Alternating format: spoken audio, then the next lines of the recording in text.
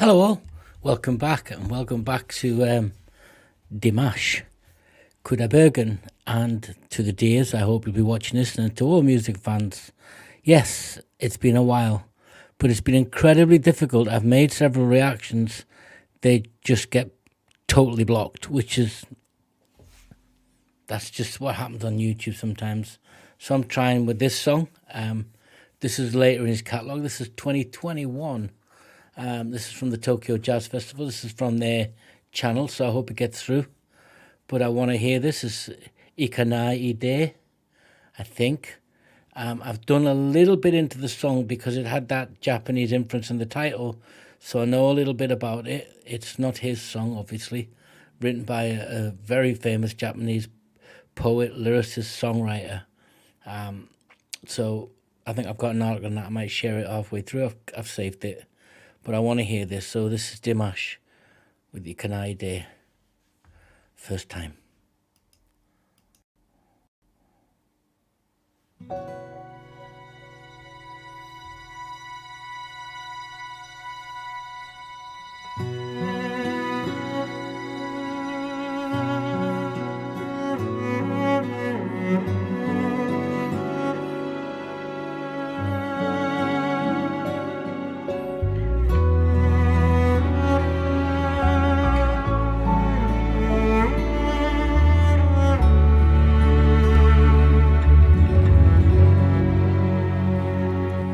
Even though he's in his studio and it's not on stage, which most of his performances I've sort of reacted to have been on stage, like TV performances, etc., he still sets the scene, right? You know, it looks like it's going to be soulful or mournful, or at least on the serious side of a song. So it's a studio performance, official live video, clearly, but it just sets the scene. Just with his presence, that translates onto the stage live, which we've all seen.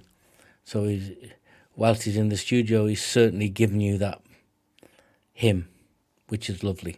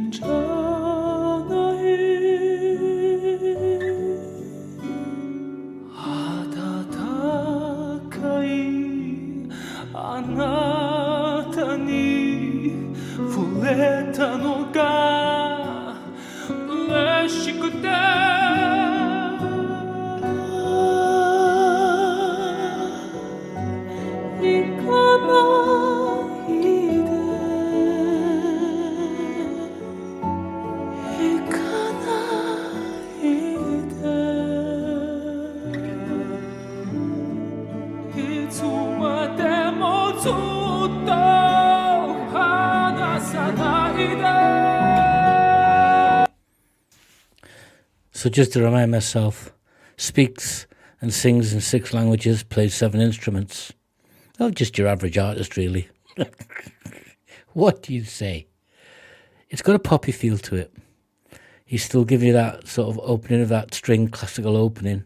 He's still got, obviously, that 6-range voice, octaves voice, which is just unbelievable. I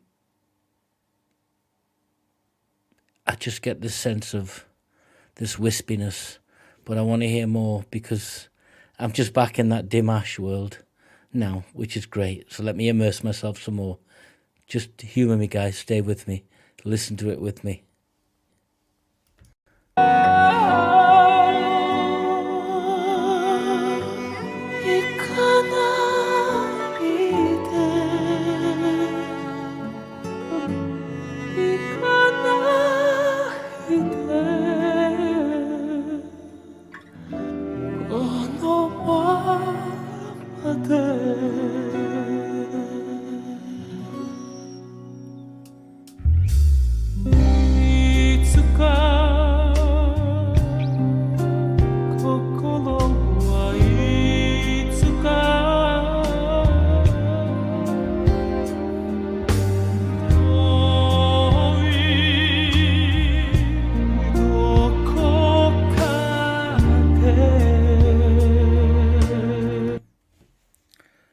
very much leaning into that sort of poppy element, which is cool because he's allowed to express himself as an artist, right? Whichever which way he chooses to go, we'll follow because his voice is so beautifully controlled. I had the article which I want to share with you guys, not the lyrics. I printed the lyrics off. Yeah, here we go. So this really talks about the lyricist, poet, who actually wrote the text for this song. And he goes on to praise Dimash. He first heard it performed at the Jubilee, which was 2021. And he says, I've heard IKANAIDE sung by foreign singers in the native language many times, but this is the first time anyone has sung so beautifully in Japanese. So written by a Japanese poet, lyricist, very influential, much revered, who then goes on to say, well, yeah, this is beautiful in Japanese. I can't even sing in English. Stop it, Dimash. Yeah, and that just gives me some background and just strengthening my admiration for this individual artist. So much more.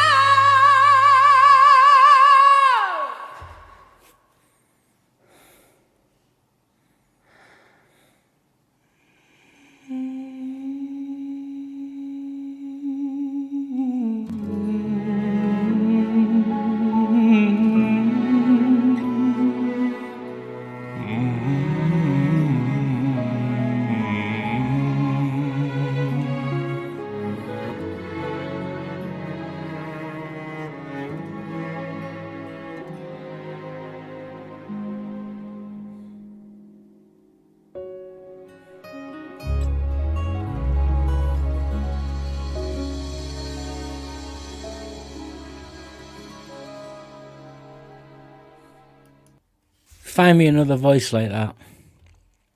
Just find me one.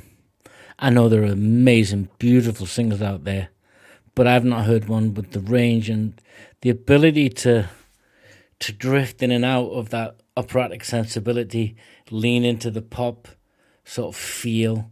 And I go back to the beginning of the song and I just had this vision in my mind about, it was very breathy, it was very whispery, very cloud feeling. Like it was a voice whispering through the trees, not like a blossom tree. And I've got a bit on my Instagram, which has nothing to do with the channel. When I went to San Francisco, I went to the gardens, which were donated by the Japanese after 47. And they've got the blossom tree in the end.